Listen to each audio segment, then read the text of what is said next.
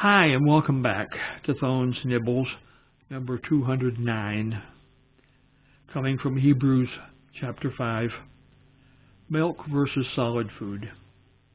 This comes from Hebrews 5 and verses 12 through 14, the reading. So though by this time you ought to be teachers, you need someone to teach you again the first principles of the oracles of God, and you have come to need milk and not solid food.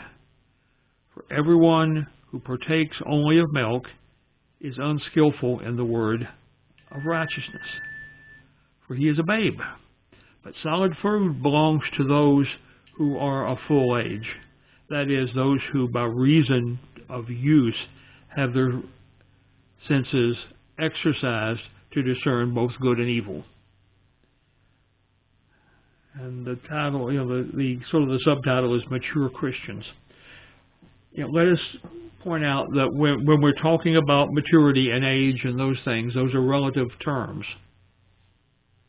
And it doesn't mean that there is a particular year in your chronological age which makes this happen mysteriously. It's not once you turn 23, or it's not when, it's not when you are mature in other worldly things.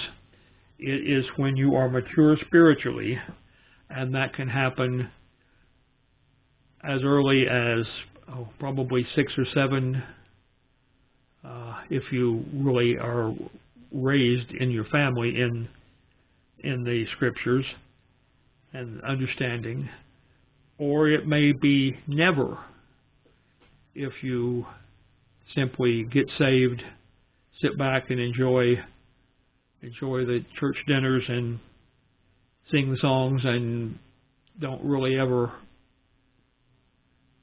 stick your toe into the deep end, so to speak. It's a difficult concept, but I think, those who are spiritually mature can talk to a person for 5 minutes and have a pretty good estimation as to the maturity of the spirituality of that person. And, sometimes it really surprises you when a young person is more spiritually mature than many older folk, and that's the way it is, though. Why is this in the Bible? It tells us how we mature spiritually. It's for all believers. And the communications is learn and progress towards maturity. And it is a progression. It is a process. It is not a, hey, throw the switch and I'm mature. Application to my life. God expects each of us, as we grow in the faith, to mature into fully functioning disciples of His Word. Unfortunately, so many remain as spiritual infants rather than spiritual leaders. God says, every day grow in your spirituality. That's a good doable thing, right? I mean, every day we work a little harder, read a little more deeply, think about it a little more, and eventually we get there. My personal response: Lord, thank you for being patient and having a plan for our spiritual maturity. We should all endeavor to reach such a plateau. And that's really one of the things this series is about. I scarcely ever in my mind consider the possibility that I am giving these messages to non-believers or to someone who has some spiritual advice but has never accepted salvation. Instead, I'm mainly directing these ideas, and that's why I'm saying all believers,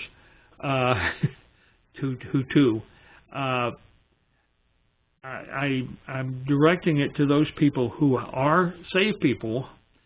So, I'm not particularly preaching salvation per se, only as it relates to when these things can happen or what we're supposed to do afterwards. But the idea is that as we mature spiritually, and that's what, as I say, that's the purpose of this series, is to help you mature spiritually. And it's little bite by bites, just like, you know, as we've mentioned, you know, that, you know, getting a little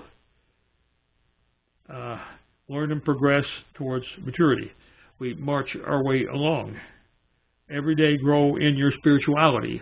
That's the idea under which this whole series is based, is that eventually you will hit a point where it's habitual, second nature, or whatever you want to call it, to study your Bible daily. My goal here is to light that fire, which eventually becomes that habit, which eventually becomes that discipleship road that you're on. Okay.